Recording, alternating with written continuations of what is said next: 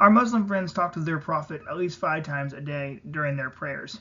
And this is part of the Tahaj section. It says the meaning of the Tahaj in English is all the compliments are for Allah and all the prayers and all the good things are for Allah. Peace be on you, O Prophet. And Allah's mercy and blessing are on you. And peace be on us and on the good worshippers of Allah. I testify that none has the right to be worshipped but Allah, and that Muhammad is his slave and apostle. So why in the world are our Muslim friends addressing a dead guy in their prayers? Could it be that Muhammad did not actually experience peace, that he's not in heaven? For example, we can look at Surah chapter 46, verse 9. It says, Say, O Muhammad, I am not a new thing among the messengers of Allah.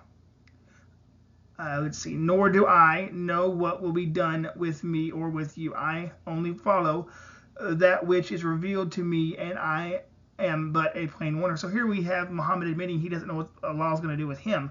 So the reason you're asking for peace is because you don't know whether your prophet is in heaven or hell.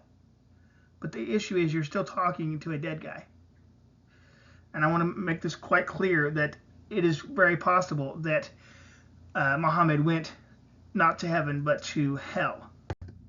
We can see in Sahih Muslim 2662c, it says, Aisha, the mother of the believers, said that Allah's messenger was called to lead a funeral prayer of a child of the Asnar.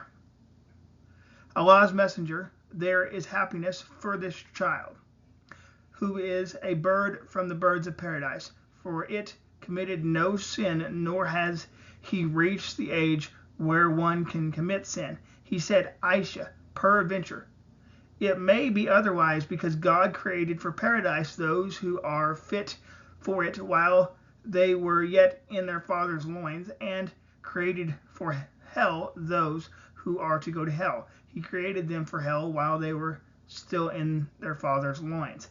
So here we can see the predestination of Allah. But the point is that there was nothing they could do in order to change their destination. So like I said, it's very possible that Muhammad went to hell because he didn't know what was going to happen to him or anybody else.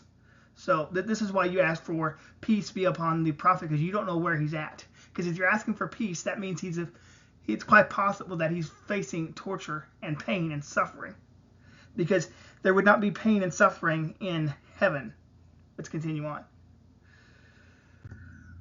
Muslims might say, well, you guys talk to Jesus, you Christians. Well, that is very true, because even in Islam, he's alive. We can see this to be the case in Surah chapter 4, verse 157 and 158. It says, And because of their saying, we killed the Messiah, Jesus, the son of Mary, the messenger of Allah. But they killed him not, nor crucified him, but it did appear so to them.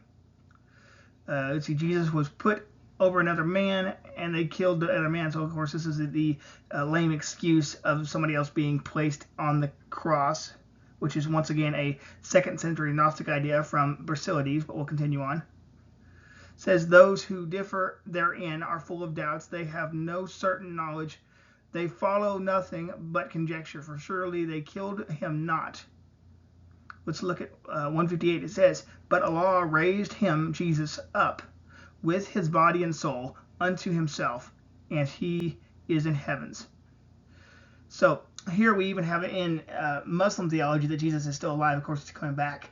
But the point is that Jesus is still alive. So therefore, even according to Islamic theology, we are still permitted to address Jesus because he's alive, whereas your prophet is dead. And yet you still want to address him as if he's standing before you. That's a problem. So Muslims, what are you going to do? Why do you address a dead man in your prayers? You need to seriously consider why you do that, because he cannot hear you, he cannot help you, but yet you still address Muhammad as if he's standing before you.